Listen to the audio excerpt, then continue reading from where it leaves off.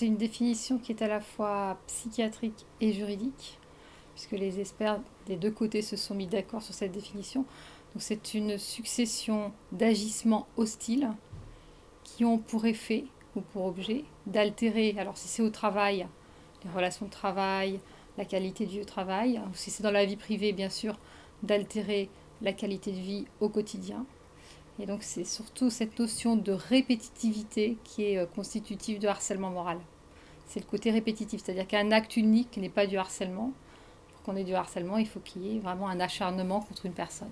C'est difficile de repérer le harcèlement moral parce que pris isolément, les agissements sont finalement pas très caractéristiques. C'est-à-dire ce sont des petits agissements. Par exemple, ne pas dire bonjour le matin, prendre un air agacé, ne pas convier à une réunion. Vous voyez, c'est des choses qui, prises isolément, pourraient sembler anecdotiques. Et ce qui est pathogène dans le harcèlement, c'est le côté vraiment répétitif de ces agissements. C'est-à-dire vraiment dans la durée. Quand je dis dans la durée, ça peut durer des années le harcèlement. Et plus ça dure, plus les conséquences vont être dramatiques pour la personne qui le subit. Il est difficile à repérer ce problème.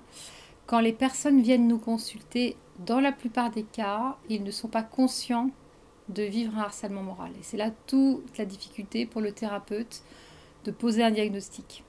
En général, les gens viennent nous voir parce qu'ils se sentent déprimés, ils se sentent découragés, démotivés, anxieux, ils ont une altération de leur estime d'eux-mêmes. Ça, ce sont les signes pour lesquels les patients viennent nous consulter. Mais la plupart du temps, ils ne sont pas du tout conscients de ce qu'ils sont en train de vivre.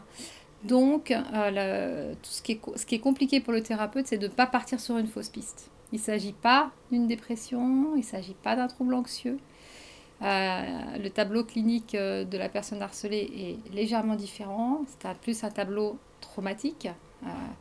Et donc, on peut rester longtemps avec le patient inconscient de ce qui se passe. Et à ce moment-là, on peut mener une thérapie qui ne va pas être efficace.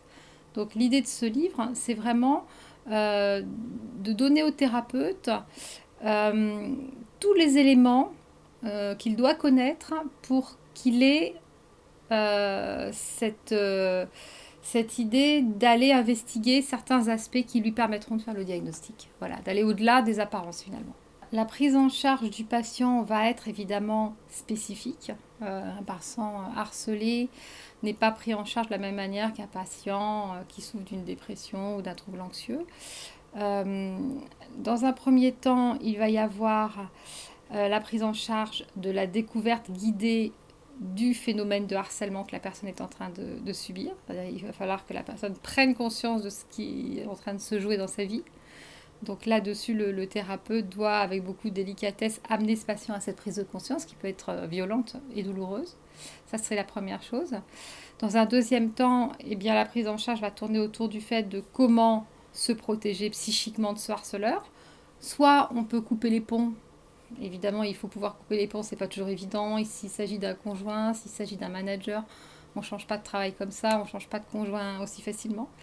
Donc, tant que le patient est encore sous l'emprise du harceleur, il va falloir l'aider à se protéger, et notamment à protéger son estime de lui. Ça, c'est le plus important. L'aider à couper la relation, évidemment. C'est pas évident non plus quand on est sous emprise.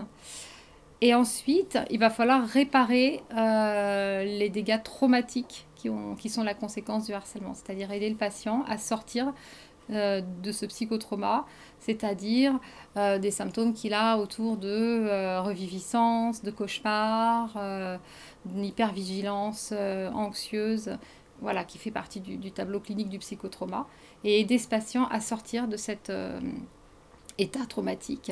Donc ça va être effectivement une grosse partie du travail. Et au final aussi, travailler sur la prévention de la rechute. C'est-à-dire qu'il y a des risques de rechute importants chez une personne qui a été sous l'emprise d'un harceleur. Par exemple, il peut de nouveau se trouver sous l'emprise d'un autre harceleur. Il peut craquer et bien sûr revenir avec ce conjoint toxique. Voilà. Donc l'idée, c'est aussi de travailler sur la prévention de la rechute pour éviter évidemment de retomber dans ce cercle infernal de l'emprise. Donc ce livre comporte plusieurs outils inédits de diagnostic, d'aide au diagnostic, sachant que, comme on l'a dit, ce diagnostic est compliqué. Il s'agit d'une analyse fonctionnelle spécifique pour déterminer s'il s'agit ou non d'une relation de harcèlement.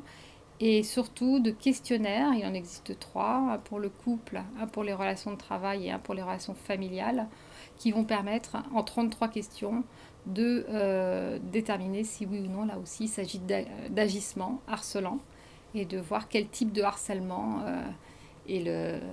subit le patient à ce moment-là. Donc c'est vraiment pour le thérapeute une aide diagnostique pour voilà, sortir du doute ou de l'ambiguïté s'il en a.